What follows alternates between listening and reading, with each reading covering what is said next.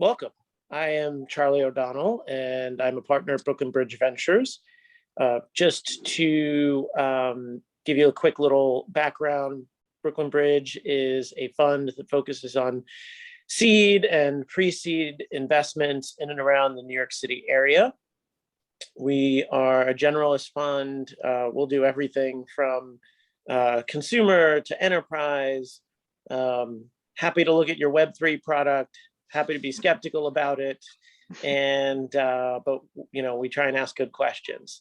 So we do these StackUp programs as part of an educational series, and also to kind of highlight the work that is going on behind the founder level.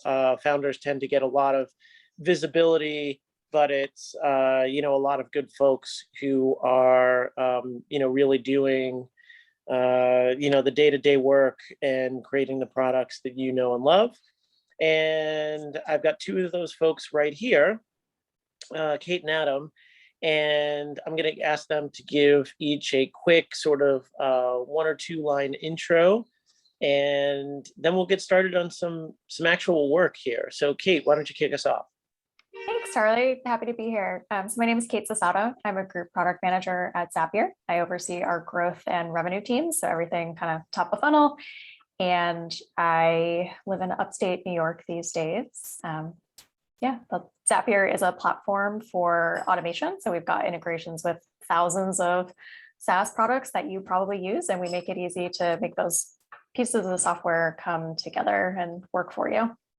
So Kate, just to clarify, are you using the official company approved pronunciation of Zapier? Because it is Zapier. It rhymes with happier. I've heard plenty of various pronunciations. I probably said it wrong myself in my interview, but it's a hard one apparently. Gotcha. Cool. So it is not the French Zapier. No. It is not Zapier. Okay, but we have a lot of fun with it internally. Finally, I was today years old when I got that problem solved for me. So SeatGeek, on the other hand, a lot easier and more straightforward. Adam, you want to give us a quick intro? Yeah, hi everyone, Adam Waxman. I work at SeatGeek. I lead our product design team. I've been there for a little over 8 years, and I was our first product hire in a more jack of all trades role, and spent the first couple of years focusing more on product management. So big believer that the best products are built at the intersections of different disciplines, and given my more generalist background, I'm a little bit biased, but that's kind of like the perspective I like to take when it comes to building products. Cool. So Naomi, who is a venture fellow at Brooklyn Bridge Ventures, is also joining us, and she is going to help us with our document that we're producing, because rather than have sort of a panel conversation about product, what we're going to attempt to do here is to actually produce something useful, and we're going to do that by stage. And so what we're aiming to do here is to create a document that sort of goes by, founder and prototype all the way on up to sort of having these multiple teams, and to try and outline what product management and all of the functions look like at different stages. So Naomi, I just gave you share permission, so if you can cue that up. And now that my laptop is actually turned on, I am going to switch.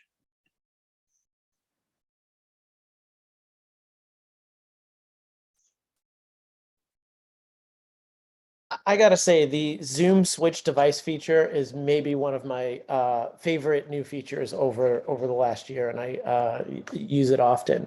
So okay, so we're gonna kick off, and I'm a founder. I am not somebody who has a product background, and maybe I've got a co-founder who can code, or maybe I'm doing a little coding, maybe it's sort of outsourced.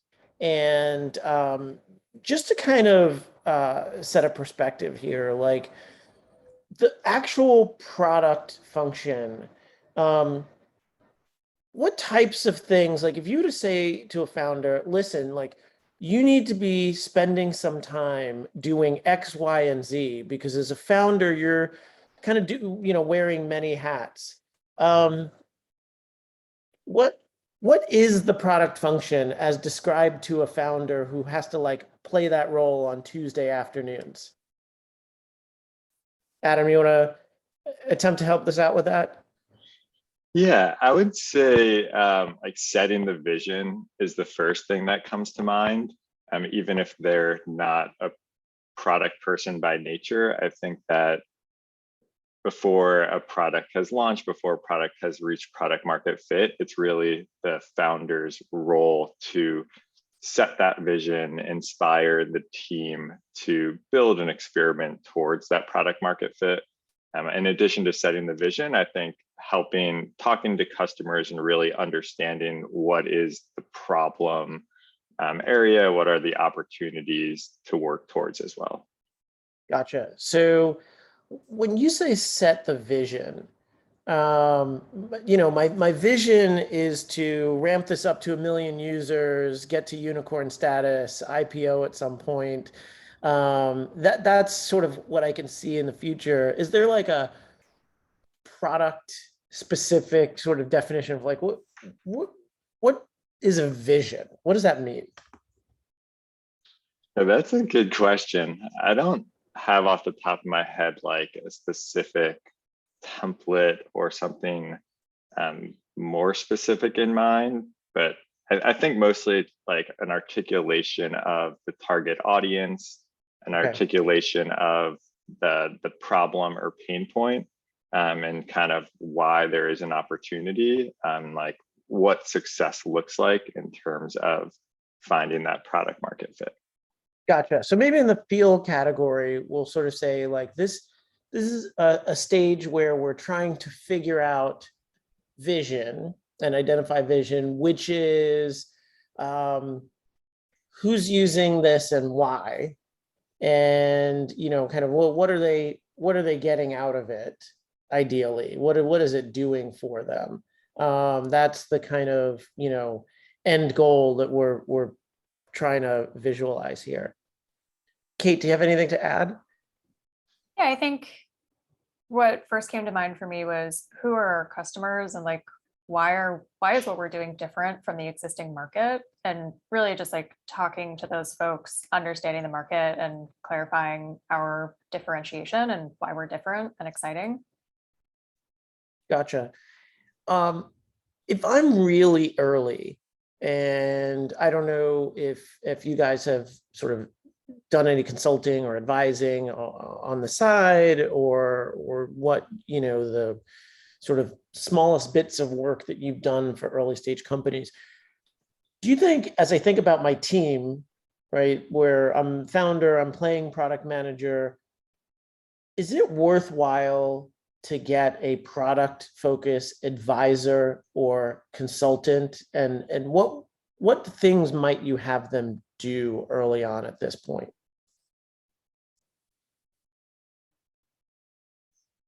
I think it depends on your background as a founder. If you can really, I'm a salesperson, let's say. Yeah, so salesperson probably has a really strong understanding of their customer, how to talk to customers and how to like get some signal for if their idea has legs. They may not have as much understanding of like market positioning. They may not have as much understanding on building. And I think product is multidisciplinary. So I would think more about like, what are the gaps that you have to fill and what's the background that you bring as a strength? And I wouldn't hire someone who fills the same background that you do. So if you've got that sales experience, you might want to bring in someone who has like shipped product before at an early stage to really understand like, how do you work with engineering? How do you scope an MVP? Like, how do you measure success of the tactical build piece?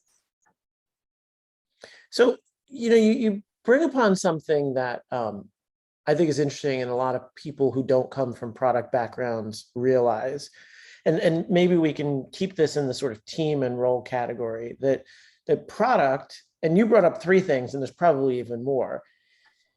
is one, understanding users and user needs. So there's a, how do you ask the right questions, or how do you understand what the user needs are part of this. And so that's sort of one of the disciplines that somebody's going to need to fill. So if we're thinking about a consultant or just help in general, we should sort of say, okay, well, there's these three functions and you might be good at one or more of them, but maybe you could look for help in the other, right? So if one is the sort of user research, understanding users, if you literally come from the industry, or you were the client and you were the user, maybe you have a good sense of that, right, already. So you may not need consultants or advisors to help on that. Two, you brought up shipping product, right? And I think anyone who has ever had to manage an outsourced team, how to try and explain to somebody technical what you actually want built. I much to the chagrin of many technical folks who, frustratingly go through that process over and over and over again, and the requirements are sort of full of holes and things pop up at the last minute. So there's the managing shipping a product part. And then the third part, I don't know if you said it this way, but I'm sort of thinking of like design and interface type stuff, but I don't think that's what you said. What was the other? I think in a very early stage, UX and design are really tightly coupled. I was really thinking of it as like business strategy. So for example, I'm a salesperson. There's this need that's been driving me crazy my whole career. I'm like, there's got to be a better way. But how do you understand structurally why it's never been done that way? Is it because like that's not how people buy software, or is it because there's a real opportunity? And that feels like a risk that you need someone who can really understand the market and the positioning and understand if like there's viable legs for this business opportunity, which is different than understanding your customer and validating that more people share this pain point. Gotcha. At least for early stage, in my mind, like UX and design is sort of like the what, but does anyone want this is kind of a different problem to solve. Gotcha. Adam, you actually come from or spend time on the design side of product, correct? Yeah. Yeah. Go ahead. And I was going to say, I spent most of my time at the intersection of product management and design, which I think in many scenarios, there's very blurred lines between the two disciplines. Yeah, and that's actually what I was going to ask about, because I encounter a lot of very, very early stage teams where there's a business person, quote unquote, and they've hired somebody who's sort of more pure on the engineering side. And when I ask about who's essentially in charge of product and product design and all of that sort of stuff, they might explain that like, well, yeah, that engineer has built X, Y, and Z, or has launched an app, but that doesn't necessarily mean that the interface, the user experience part, and all of that sort of stuff was something that they created from scratch, or was, they may have relied on a founder who sort of had more of that background. So I think there's aspects of the what, as Kate puts it, that maybe should also be in this consulting side, whether it's design or user experience, that I think oftentimes a founder could probably use some help with. I mean, all of those disciplines like user experience, that's going to be pretty closely tied to user research. And I think it's something that a lot of non-technical founders don't appreciate, is something that should be a part of the team relatively early.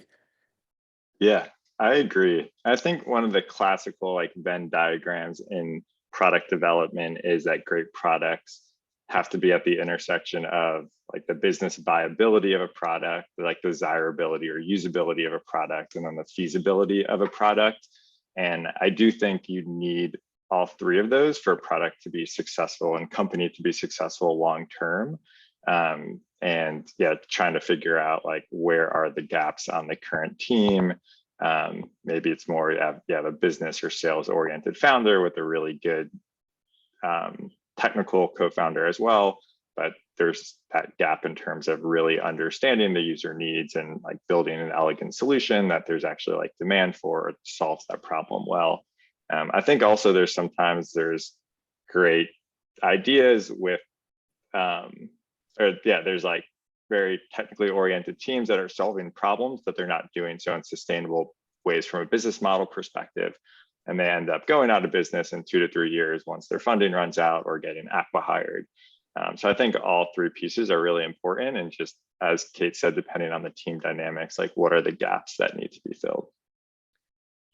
If somebody was maybe funded out of the gate or had some scenario where they were actually able to get a full-time product lead, is that useful? Is there enough work to go around? Imagine a scenario whereby I'm choosing between, I have, this is business, a sales or marketing oriented founder.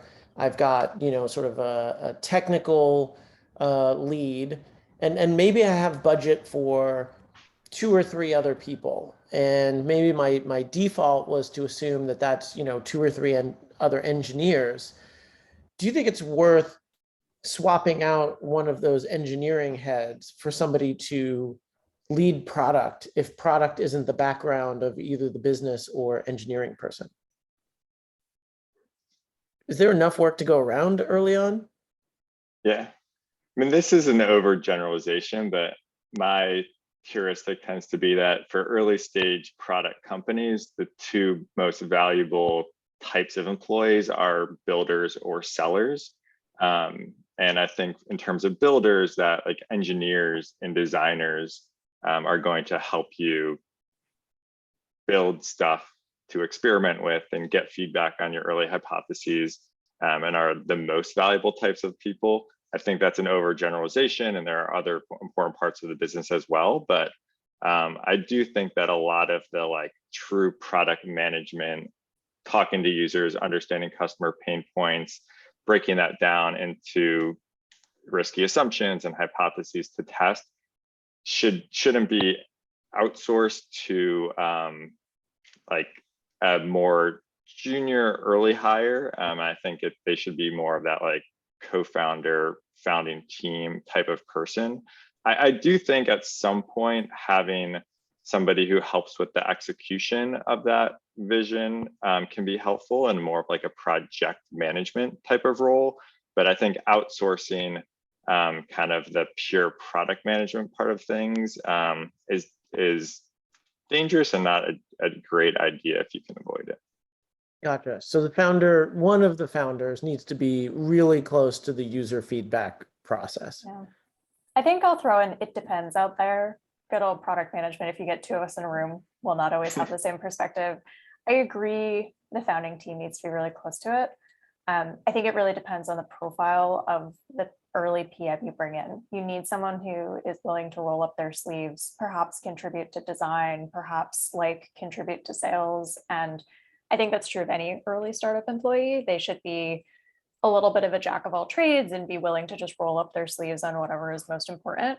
But if you can bring in someone who's really going to connect to the customer and understand the right way to validate your early product ideas so that you're not wasting the time and energy of those valuable, like if you can only hire 4 people and 3 of them are engineers and you can get a PM in who's going to make sure those 3 engineers are focused on the most, like the tiniest piece of value that you can start to build out to test and really connect to customers and make sure you're testing that. If your founding team doesn't have that skill set, I think it can be a valuable like skill to bring in. Gotcha. Okay, so let's talk about some of the tools and process aspect of this. If I'm, so I'm the founder who is close to the product. I'm spending a lot of time with users. I'm, giving stuff to the engineering team to build and test. Am I right off the bat signing up for Shortcut, Jira, Trello, like what, some software that is specific to product managers, or, like most things in an early stage, can I get away with Google Sheets? I don't know how you do product management in Google Sheets, but it seems like you could use Google Sheets for everything. Like what is the look and feel of like early useful tools? Yeah, I think early tools should be general because you don't really know how your team's going to evolve and work yet. So I've seen a lot of teams start simple with Trello because Trello is accessible. You can get started in 15 minutes. Most people are very familiar with the UX. And then only add in complexity as you actually need it to solve problems as you're scaling. You could probably do it in Google Sheets too, but I think Trello is pretty accessible price point as well. At SeatGeek, we used GitHub issues for a while in the early days with like a tricked out Google spreadsheet. And for a very long time, as we grow, people would say, oh, we should be using something more formal like Jira or Asana, like a more specialized tool. And it was just very, very hard for those tools to fit our needs better than a Google spreadsheet. I think if you're savvy in a Google spreadsheet, the combination of like automation plus customizability is just really, really hard to beat. I'd say in general too, like not prematurely optimizing process. I think not having process is one of the biggest differentiators of small companies and teams and allows them to move very quickly. There's just a lot of unknowns in terms of what's going to work, how the team dynamics are going to shift.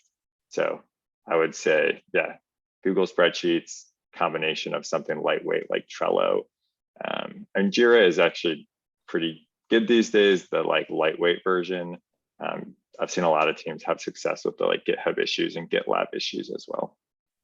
Gotcha. So maybe lightweight Jira, but Google Sheets, but more so than anything else, like basic tools, because you're not optimizing on process quite yet. You're sort of feeling it out. And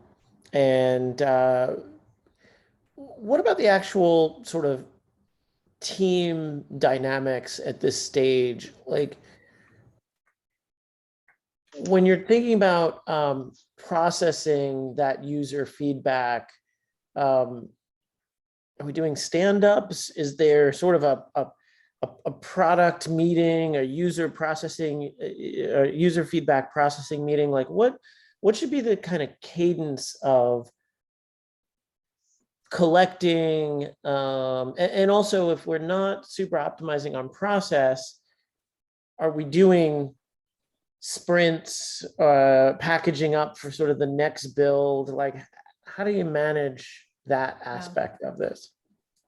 I feel pretty strongly that the only way to keep loose process maintainable, or like the only way to keep some semblance of organization with minimal process, is you should probably be talking a lot.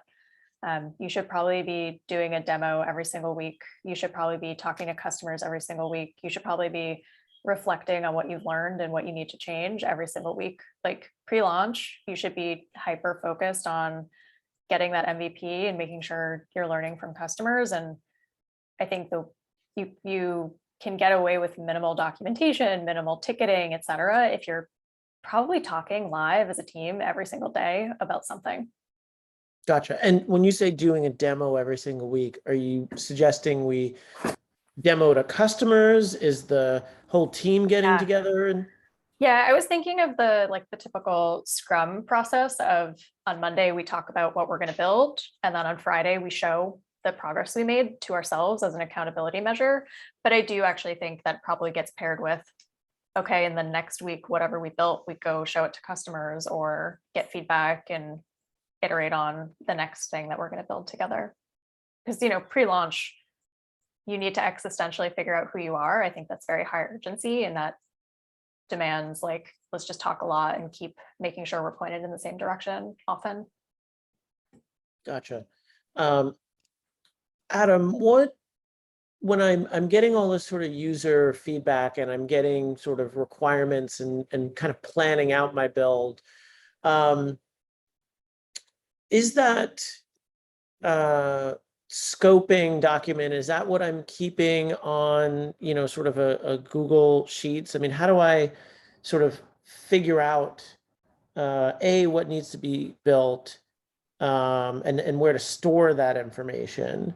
And then also from a design tools perspective, given that's your background, are you recommending, are tools like Figma easy enough for somebody who is like a savvy web user, but not really a designer to, sketch out early interfaces? Yeah, Figma has taken over the design world by storm and is just such a fantastic tool. I think they have two products now, like the kind of classic Figma and then FigJam, which is more of like a collaborative whiteboarding tool. I think FigJam is more accessible to people that maybe aren't as tech savvy or don't have as much of a design background. There's also a ton of community projects that you can download for free, like wireframing kits, even like UI kits. And so I'd recommend like leaning heavily on those to bring ideas to life.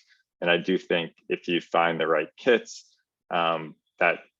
like everybody should be able to pretty quickly like bring those ideas to life, which I think is a really helpful way to just spark good conversations and gain alignment about what you're trying to build.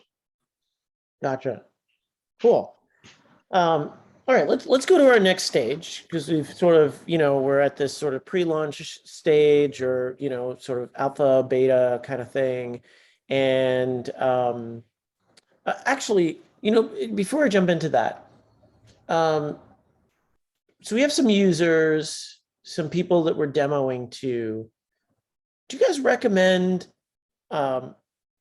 putting these users in groups? Like, where do I keep the users? Where do I keep the alpha users? I mean, some people will actually put them into a little sort of, chat, or bring them in on Slack, or, have them enabled to connect to each other, some kind of commenting thing. Do you think it's valuable to build small communities of early users, and where might I kind of manage them or bring them together? I think if people are excited to chat with you, like definitely keep them close. I think it'd be a risk to assume that every potential customer wants to be super involved, but I've seen a lot of success with getting power users and community in your Slack instance. So you can spin up a guest instance. And I mean, I work at a slightly bigger company than pre-launch, but we've got power users and community in Slack. And it means that the feedback loop can happen in an hour. Like I can say, here's a mock-up. What do you think? Hey, I have a question about how you do XYZ. And, at an early stage company, having that feedback loop is incredibly valuable. I think my big question would be, do you have potential customers who want to be in the weeds with you like that? Don't assume they all will want to be. Gotcha. Yeah, not everybody needs another community to join. Especially if, I don't have to pay 20 Ethereum to get in, or, whatever. Okay, so now we have, we're about to sort of launch this product.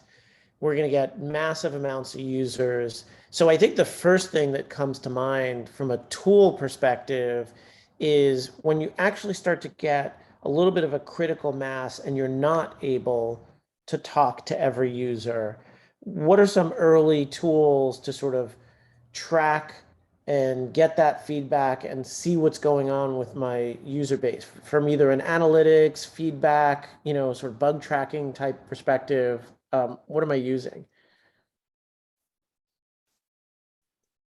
Adam, you want to jump in? Yeah, I guess more conceptually, I think using a combination of quantitative data and qualitative data and gut instinct, I think those are all really important inputs to good product decisions. From a more quantitative standpoint, Google Analytics, I think, is still one of the more popular analytic services for early stage startups. There's also like Segment is an up and coming company that lets you kind of store user actions and like send them to various other services. Amplitude is one that's becoming very, very popular for product analytics in particular. But I'd probably recommend starting off with Google Analytics. It's still, I think, the most popular, most cost-effective. If cost is not an issue, I think Amplitude is a really, really powerful tool. But once you reach a certain point, it can get pretty expensive pretty quickly. There's also a lot of interesting tools like Full Story, for example, where you can kind of record the sessions of your users to understand kind of what they're doing in a real environment. This is as opposed to doing like user research over something like Zoom, where it's more of an artificial environment. So depending on the service, that can be a really powerful tool to understand what people are doing as well. Yeah. Actually, so I just had a question about like Amplitude and Segment. If I've just launched and I am not necessarily a product person by trade, are those tools easy enough for somebody to sort of understand and use versus like a Google Analytics? I'd say it's harder, and so yeah, that's probably another reason why Google Analytics is better. They do have pretty good like documentation, and I even think like kind of analytics academies that help you understand, and kind of like templates for common types of actions you may want to track depending on the type of product, whether it's more of like a SaaS product or an e-commerce experience. So I think it's doable, but yeah, not quite as out of the box as something like Google Analytics. Gotcha. Let's talk about the analytics side for a moment, and we sort of think about what I'm actually even tracking. What are some of the key? Are there general?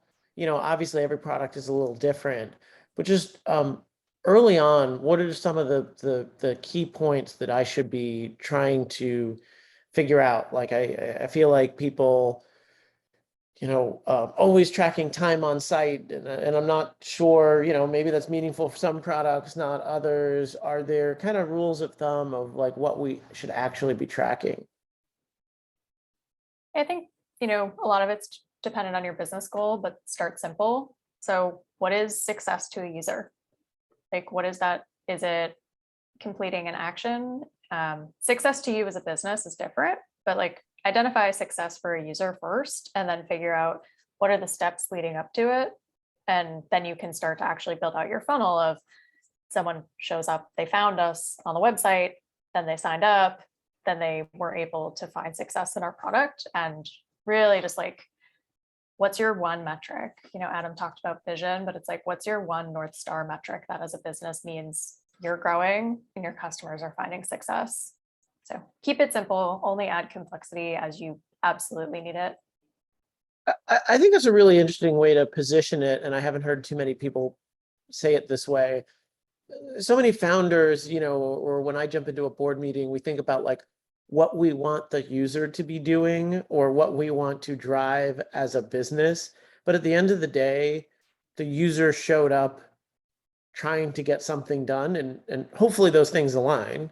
Yeah. But trying to figure out what success to a user is, I think is critically important, because ideally you have the kind of business model where if the users feel like they've achieved success, you also feel like you've also achieved success. So I think that's pretty key in that definition set. Adam, I want to ask you a question about metrics, especially early on. What cadence is like a actual meaningful amount of data, right? On a day-to-day, I'm sure this stuff could sort of bounce around a lot, especially in the early stages. But should I be looking at weekly data? Should I be looking at monthly data? What, at the early stage, what's the segment of time that's actually sort of meaningful? Yeah, that's a really good question, and I think very dependent on the type of business. Consumer-facing products that are reaching some sort of product market fit are going to have many more pieces of data versus like B2B products where you maybe only have a couple customers. So I think it does depend. I think like A/B testing, there's probably more like formal rules and guidelines, but in general, like the statistically significant effect is going to depend on like how large of an effect you're looking for. So for a company like SeatGeek, where we have tens of millions of users, we can test very small amounts of change. Is this having a 2% impact to a certain metric, and look at that on a daily, weekly basis.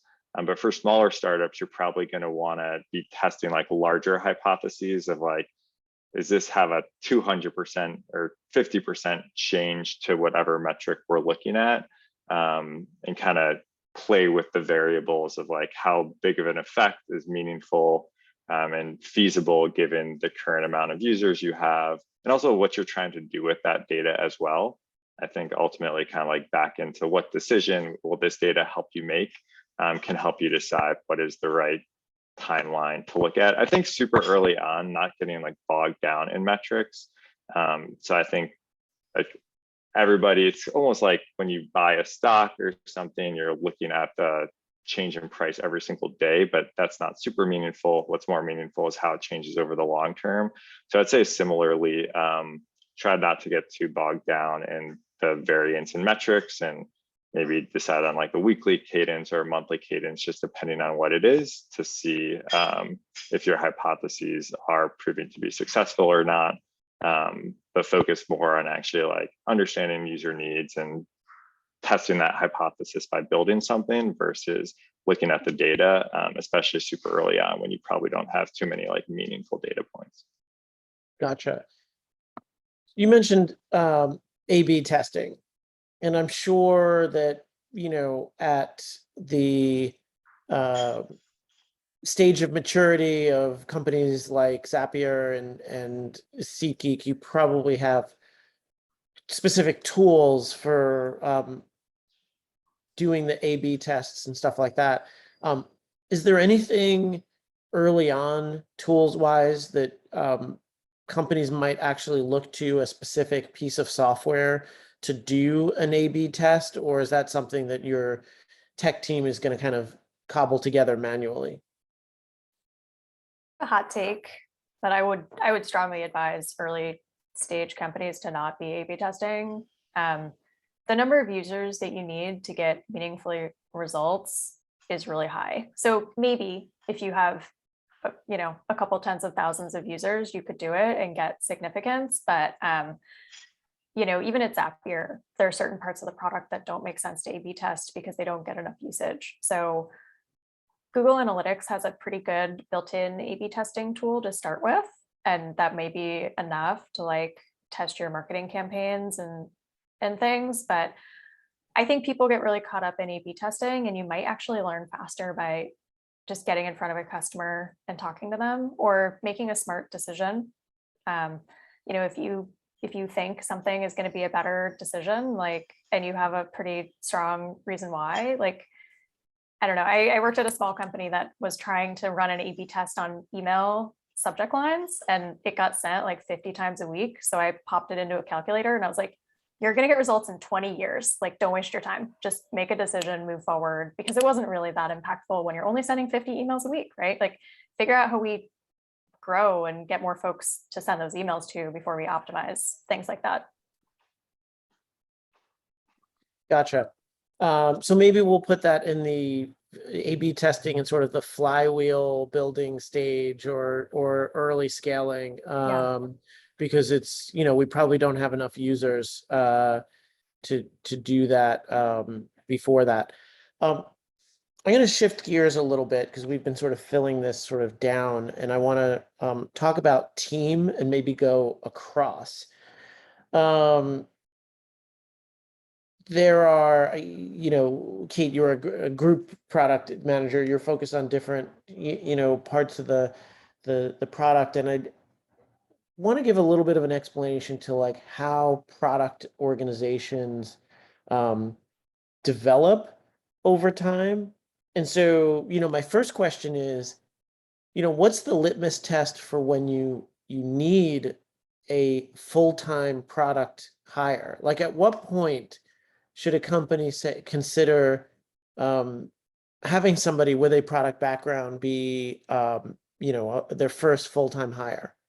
Yeah.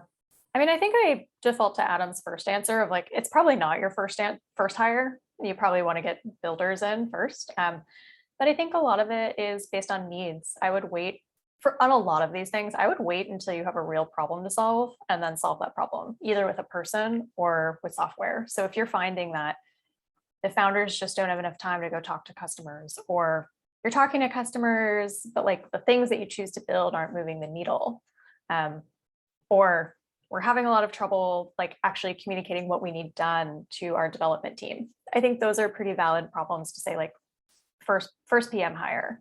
But even then, the background you hire changes based on these different stages of company. Early on, you really want to hire someone who's going to roll up their sleeves, has no problem pitching in with sales, maybe has no problem pitching in with design or engineering.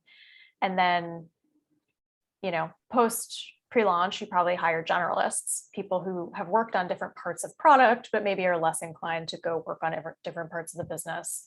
And then as you scale, you probably get even more specialized into different archetypes of product management. I do growth product management. There are people who do like technical product management or data product management. But I think for all of them, look for the gaps that you have and like solve problems for your business. Don't just go like, it's probably time to hire a PM now.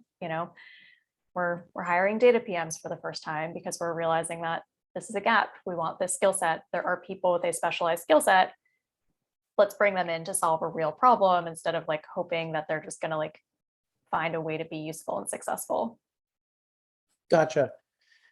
Adam, you joined as the first PM hire at SeatGeek, right? Yeah. Did you get hired too early, too late, or just right? And what makes you answer in that way?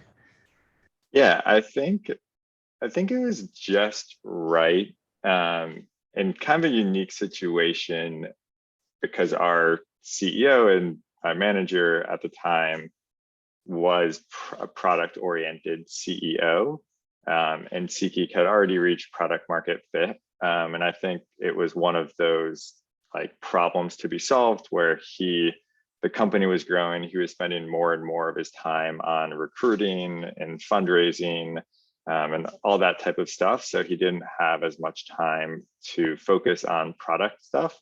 So I think it was a good time where when I joined, he was still able to do a decent amount of that to help me get up to speed and learn the ropes. It was my first job in tech.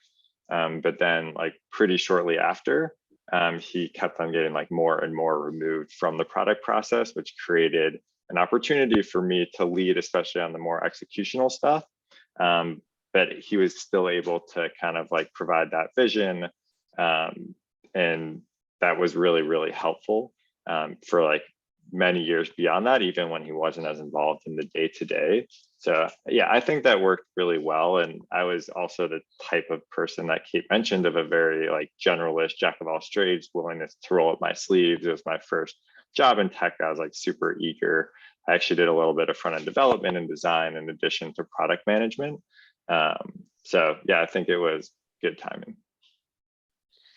And it's interesting because that solves a problem in and of itself. And if maybe we think about in the early scaling part that PMs can pull the founders out of the day-to-day product process because it may be working quite well, but I have seen that there are instances where there are other parts of the organization that might be suffering because the founder is stuck in whatever their background or expertise. So maybe they're stuck in sales or stuck in the product side and not able to do the hiring or managing that they need. So they may be doing a really great job as de facto lead product manager, but they got other stuff to do, and it's time to enable your PMs to sort of step up and take over some of that. Splitting the product teams and splitting product function into multiple teams. I mean, first of all, like, why does that happen? And at what point would you recommend that companies think about doing that? And how should those splits be made, especially if I'm still kind of a one product company? I think, the answer to all of this is you should really be doing it as a response to some sort of problem in your teams in scaling. So I wouldn't just go like, it's time for 2 teams, but like, do you need to hire more help because your PM is working 80 hours a week? Seems like a good signal that you have a need for 2 PMs. Similarly, how do you start to give ownership and clarity as your team grows? People want to start specializing and going deeper. So if you can figure out clear boundaries of, I've worked at a couple of marketplaces, a really easy distinction is like buyers and sellers. Like, that's a very natural distinction. One group gets a lot of ownership and autonomy. They get to like focus and learn that customer better, while as an organization, you're starting to learn more and serve those 2 customers well. And it creates a new problem, though, where you're creating more autonomy and you're creating hopefully more specialization, but then you need to also add in connection between these 2 teams. So, I'm one PM, I see everything, but I feel very chaotic. I delegate it down and I create 2 teams, but now I need to create a process of visibility and maybe even like some sort of approvals, or like scaling creates new communication overhead, even while it gives people more chances to go deep and build context through depth instead of breadth. Gotcha. How are the product teams set up at SeatGeek? Yeah, currently the product teams are set up different parts of our business that, as much as possible, are aligned to different parts of the user journey to provide that consistency and let people become subject matter experts in different parts of our business. But that was not always the case, and we started off as just one team. And it's kind of interesting to look back, and not to say that we did things the right way, probably did many things the opposite of the right way. But yeah, at first we just had one team, and then the pain point was just there was like so many people involved in our daily stand-ups that it wasn't like a great use of everybody's time. So we kind of just like arbitrarily split up into like literally just like team 1, team 2, team 3. But then at a certain point, we reached the scale where we could have dedicated teams to certain parts of our business, and they would have more clear and consistent metrics to keep track of their success. And a common, I think, challenge with the like centralized teams that work on many different things is that you can fall into that like feature factory trap, where you work on a project and then ship it, and then you move on to something else, instead of really trying to like understand how people are using that feature you ship, actually like learning and iterating on it, which I think can be where your biggest successes come from. So I think that's one of the benefits of having more focused teams that are aligned to parts of the user journey. But it's also hard to do until you've reached a certain scale, especially for a company like SeatGeek, where we are a consumer-facing app that is truly cross-platform, or cross-desktop web, mobile web, Android, and iOS. It becomes really tricky because you need dedicated engineers for all those different platforms. So I think you have to reach a pretty big size and able to do those more focused user journey oriented teams, especially if you're cross-platform. I think it's a little bit easier if you're just like a pure web company. One question I have, as we've put a growth scale column in here. I don't know if both of your companies have dedicated growth teams, but it's certainly a phrase that people have dedicated more resources to over the last couple of years. And I'd be curious to know where the growth team fits within the organization, and whether there's a group within the product team that's only focused on growth, and how they interact with all of the other teams. Because I would imagine that every part of the product could be a growth feature. And I don't know if that's like a weird horizontal when the rest of the product team is sort of verticalized. How does growth fit into your organizations? Yeah, we have two teams that look sort of like that model of a horizontal, very experimental team, but they have different skill sets and ownership in our top of funnel. So one is specifically on user acquisition, mostly through SEO, and the other is on like pricing and packaging optimization. So I think that's one model, which is like give people Are an they area in product or are they in marketing? It's me. Yeah, so it's all product, and they're traditional product teams, but we have like really tight partnership with our business and marketing teams to inform the strategy. So I think that's one model, which is they're an empowered product team that operates very experimentally and based on hypotheses, even having like a financial target that they're hoping to hit. But it's a product team, and it resembles a product team. The alternative I've heard of is growth teams that are very horizontal, that might even report into marketing. And that model is a little different, because instead of owning a piece of the product that lends itself to experimentation, they're working actually across the entire product. And when they find a winning idea, they end up handing it off to the owner team. That is not how we operate at Zapier, but I've heard of some companies finding success there because they've just built this culture of like, this is an experimental team. They're going to try new stuff, and we celebrate that, because if they find a winner, they're going to give your team like a really impactful project to work on. But those are the two models I'm aware of. I don't know, Adam, how it works at SeatGeek. Yeah, we've actually explored both of those models and are currently have a model that's similar to what Zapier sounds like, where it is more or less just empowered product team that has a bit more of a focus on experimentation for different parts of our business. So like we also have one that's more focused on customer acquisition. In the past, we've had more general, less product oriented and like more marketing led growth teams.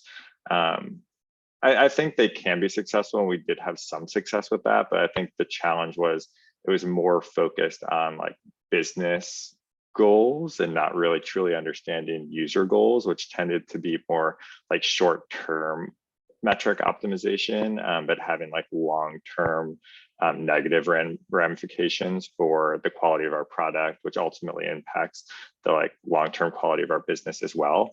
So having, I think either way, whether the team's like more led on the product side or marketing side, there has to be a really close, good partnership between the two. But yeah, we're more on like leaning more towards product led right now with very close partnership. And in the past, we've also had more like marketing led generalizable growth. But it's kind of just like chasing metrics, which was, yeah, successful near term, but we decided not a great strategy long term. Cool. So I'm going to skip down and do the same thing, kind of going across to process and documentation. Specifically in terms of release philosophies and build philosophies. Some people are into agile, waterfall. Everybody's got their own sort of version of how things get developed, and product teams work within that framework. When does it make sense to pick and adopt sort of a process framework? I think you start with one. It's probably just more tacit than explicit. So I think you start with one, and then you, like I said, like in our first column there, I was like, this is kind of Scrum. And then every company develops flavors of how you want to operate based on like, what are your learning goals? Like, what are your business goals? I think most companies have assumed Agile and some version of like Scrum, release early and often, as the default. So I would probably say start there. And then if it doesn't work for your customer, you can change it. For example, enterprise customers really require a lot more warning, more testing, more of a formal go-to-market process, but that's probably not happening until this very last column on the right, Gotcha. at least my hot take opinion. Yeah, no, I agree with that. And one thing to add, and it's become like a theme of this, is like, what is the problem that it's trying to solve? I think being pragmatic with your process. I see a lot of people doing like agile just for the sake of doing agile, and like they read somewhere that agile should have daily stand-ups, and so they do daily stand-ups, and the stand-ups are actually not useful. It's just kind of people laughing about what they worked on yesterday, what they're planning to work on today, but it's actually like unrelated for everybody on that team, and it ends up being like a huge distraction for the makers, where this is a meeting that disrupts them from their deep work. So I think in general, just making sure you have like clear goals with what you're hoping the process to solve, and be like pragmatic about when things are useful or not for your team at that specific point in time. Yeah. Gotcha. Cool. So we're going to talk about hiring for a moment, and whether or not the different types of product hires you might add, or folks who are on the product team, maybe specialists or all of that sort of stuff, change over time. Namely, like when I'm thinking about like my first product hire, do I need to be thinking about somebody who's like led product teams before? Is it sort of a promotion from being the lead designer? Or should I think about maybe somebody with an engineering background who, wants to maybe move over to product management? It's kind of an early hire question for many aspects of a company. So do I take somebody junior who's looking to step up, or do I take somebody who has like been there, done that, and is looking to build a team below them? Any, instincts or advice on that? I think all of them can work. I would probably say you're going to have a really compelling story to hire someone who's been there, done that, and wants the opportunity to build a team from scratch. And it probably gets you like someone junior who gets an opportunity is going to work really hard, but at some point you need experience to scale. So bringing in an outside person who maybe has a little management experience or is excited to build a team is also just going to bring you a fresh set of skills to help you scale to the next level. Gotcha. And if I recall correctly, I feel like at one point you were the most senior person somewhere, and maybe Yes. Somebody had been brought in above you, and you were really relatively early in your career. And I remember you saying that you were actually like looking forward to it, or that you wanted somebody to learn from that perspective. Yeah. And I think it's like so much of hiring in early stage companies is self-awareness about what are you great at and where do you need to bring in someone who augments your skill set. So I think there's plenty of times I've taken jobs to like go do it myself. And there's other times when I'm like, this person's really smart and I want to go hire them. And so I think as a small company, like if you hire someone with the promise that they can build a team, you might actually be able to hire someone who's like higher caliber and higher potential than if you're like, you're going to be working for someone who's never been a manager and you're, going to have like limited career growth. Like people join startups for high potential career growth, right? For sure. What are the types, as I'm screening people, and I'm sure both of you are at the point where you are, involved in the recruiting process and adding folks to your team.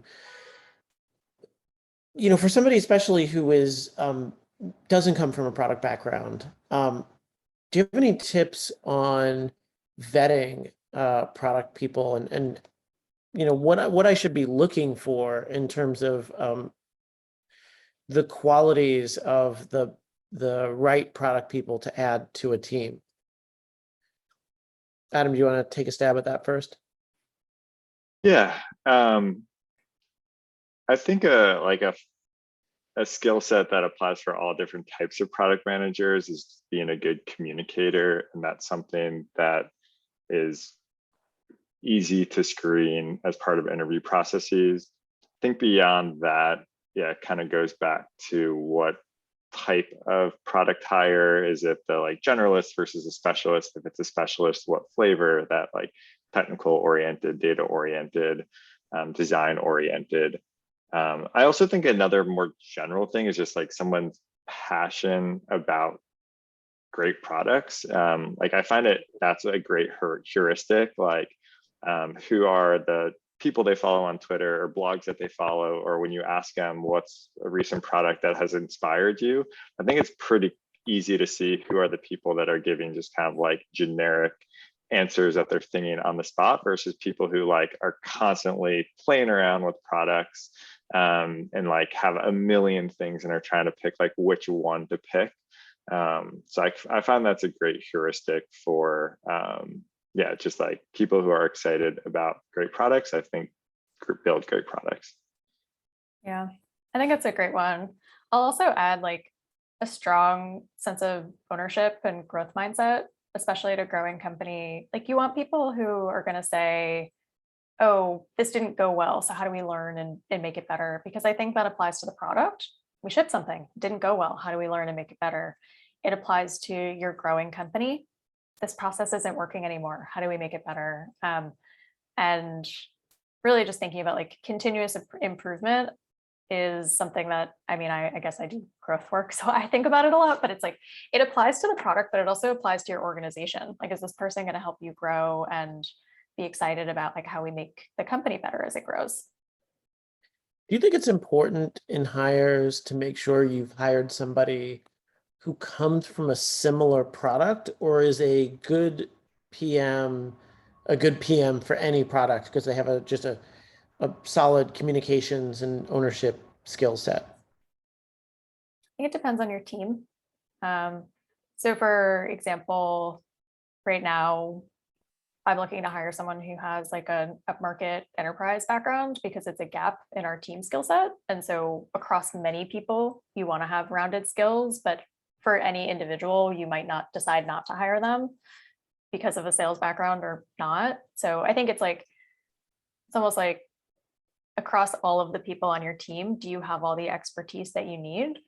You can fill it with any of those individuals. So it doesn't have to be that every single person has B2B upmarket enterprise experience. It's just that over the 3 people you hire, hopefully at least one of them can teach you and bring that additive skill set.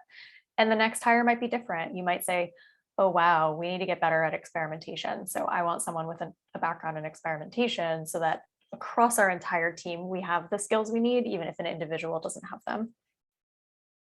Gotcha. And how do you, to just follow up on that, how do you facilitate communication among, if I've got, a few different group PMs and one stronger in experimentation and one stronger in another area, is there anything that among my PM leaders that certain kind of meeting or best practice sharing that you do within your organization where you can sort of leverage off of each other's expertise? Yeah. So for context, Zapier has 35 PMs. So we have a couple different rituals, but I think it's, you do that first split from 1 to 2 teams, you have to think about the connection points, and then those connection points continue to scale. So we do basically PM demos where PMs bring their work and show, here's how I facilitated this conversation. Here's how I'm doing brainstorming. Here's how I'm doing X, which is one point.